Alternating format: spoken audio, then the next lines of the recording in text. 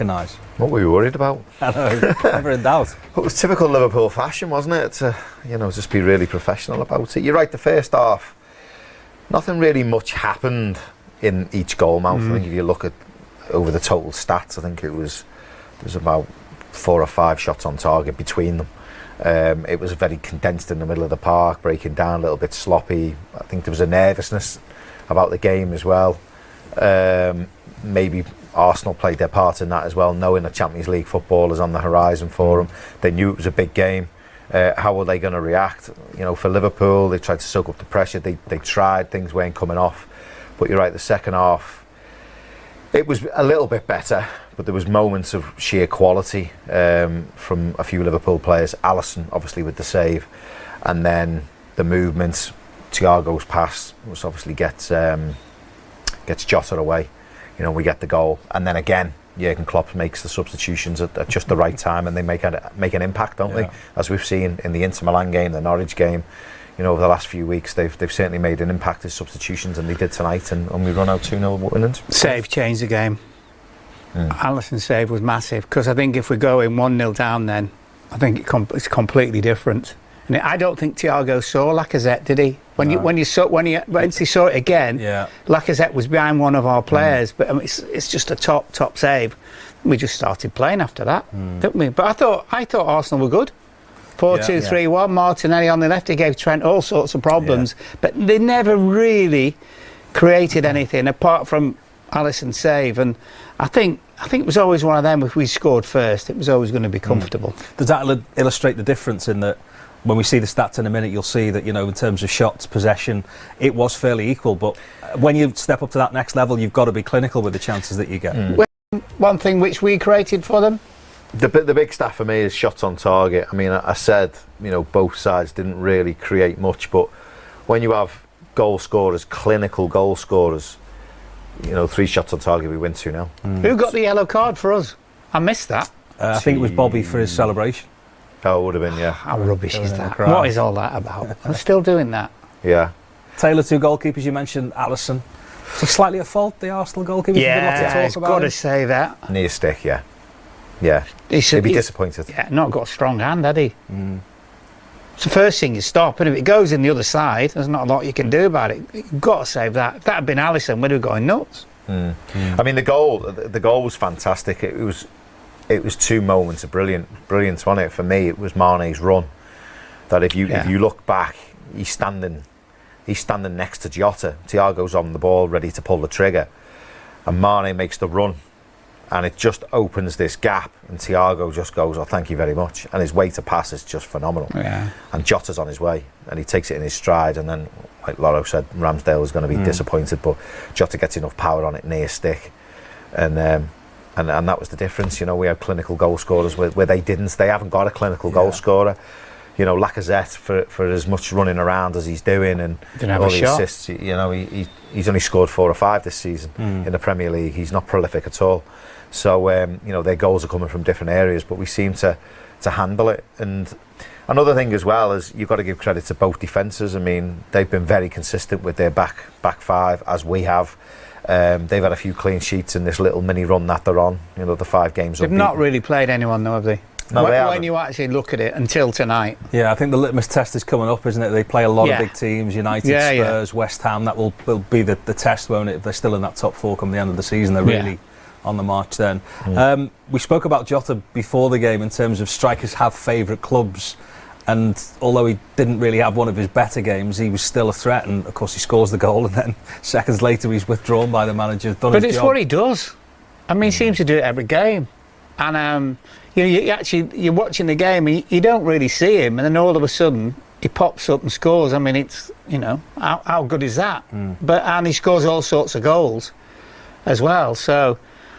And then you eventually get the original front 3 back, and they look completely different. I mean, the great thing about us at the moment is we've got so many outstanding attacking players that you can just keep changing them, and it doesn't really affect us greatly. And I mean, the fact he took him off straight away because he'd already decided. I mean, he was peeved, wasn't he? Because he just scored. But that's the way it is. And I think it looked like Klopp gave it to them at half time. I think because he came out early, didn't he? And I think he must have gone, he gave it to them and came out and sat down and you lot discuss it in the dressing room and you sort it out as well. So. What might have been the problem there? Was it just the magnitude of the game that perhaps had got to Liverpool a little bit, too much respect for what Arsenal have been doing of late? I think the games I've seen Arsenal play Liverpool this season, I mean, you look at the first game, they had a really good spell, didn't he, till Arteta decided he wanted to have a fight with Klopp. And then the fans it was like it woke the cop up, didn't it? Didn't he? He's like he set the volcano off, didn't he? And, you know, the players responded to that lift from the crowd, and we went on and, you know, we won easily. And then the two cup games, I just feel maybe it's the youth in the Arsenal setup where they showed Liverpool too much respect. And they're kind of a bit beaten before they actually come out and play. It's like they've convinced themselves we might win today. It's not like we're going to beat Liverpool. We might nick something. But tonight I've just seen a bit of a different Arsenal. I've seen a bit more enthusiasm from them, a bit more about them. And whether that's the confidence that the run that they're on and they felt that they could come out and do some damage, or, you know, Arteta's team talk, or wherever they are at the minute, I felt they showed more of a lack of respect for Liverpool, which is, you know, I mean that in a way where they actually thought they might get something tonight. And plus you might, like you've just mentioned there, you might throw in as well at Liverpool the magnitude of the game, knowing how close they can get to City, knowing that they can't mess up after City's result at the weekend or Monday night. You know, that played its part as well. I think there was a lot of things thrown in the mix for this game tonight. They've never scored against us all in the 4 games. Yeah. So, and that'll play on them as well. But they're a better side now, and he's sorted out the club, got rid of Aubameyang, hasn't he? He's done a good job, but you can see the difference, can't you? So I mean, Lacazette's contract's up, isn't he? So what they're going to do? I mean, they keep mentioning Calvert-Lewin, don't they? But I don't particularly see that. But I don't know whether he wants a physical presence. But if you haven't got a striker, you do well to finish in the top 4. I'm sure of quality, obviously. Yeah. I'm sure they'll try and avoid questions about Man City in the post-match interviews, the manager and the Liverpool players, but it was etched all over their faces at the end in those celebrations, wasn't it? They knew how big tonight was. Well, yeah, like I said, I mean, we've been helped, haven't we, by Tottenham, Southampton and Crystal Palace, but Liverpool, you have to give them credit for the way they've hung in there and the performances they've put in. Some have been scruffy, they've won in all different manners, haven't they, all different ways. West Ham. Yeah, they've got over the line by hook or by crook, haven't they?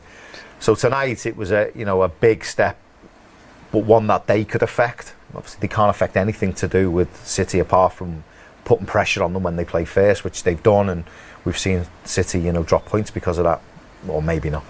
But tonight it was up to Liverpool to get a performance, and obviously everyone was talking about pre-match, weren't they, about the form Arsenal are in, the difference, the style of play they've got now. There's an identity and.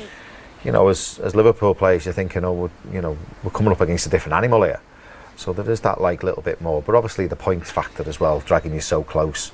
I mean, it's game on now, isn't it? And a stunning 3-2 win at the Etihad, which blew the Premier League title race back open.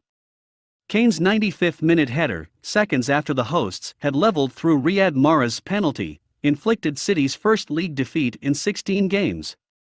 Liverpool can now close to within 3 points of the leaders should they win their game in hand at home to Leeds on Wednesday. "We didn't need to lose a game to know how hard it is to win the league," said City boss Pep Guardiola. "There are many, many games still to play." The contrast in form between the sides could not have been starker, as Tottenham had lost their previous 3 league games. But Antonio Conte avoided losing 4 on the bounce for the first time in his managerial career, thanks to a dogged defensive display enlightened by flashes of brilliance by Kane and Son Heung-min on the break. "First of all, I hate to lose," said Conte. "Our reaction was important. This one will give us more confidence. It wasn't simple to play Manchester City after 3 losses in a row. Had Kane had his way last summer, he would have been lining up in blue rather than Tottenham white. He was City's prime target to replace club record goalscorer Sergio Aguero, but it was Kane's playmaking ability that caught the eye in the first half."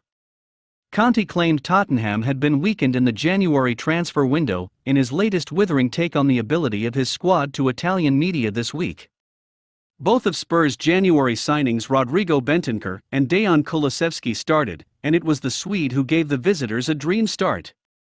Kane's sumptuous through ball broke City's offside trap, and Son unselfishly squared for Kulusevski to slot into an unguarded net on just 4 minutes.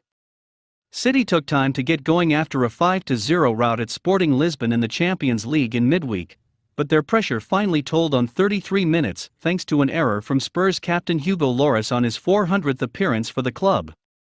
Lloris spilt Raheem Sterling's cross under pressure from Kevin De Bruyne, and Ilkay Gundogan swept home the rebound.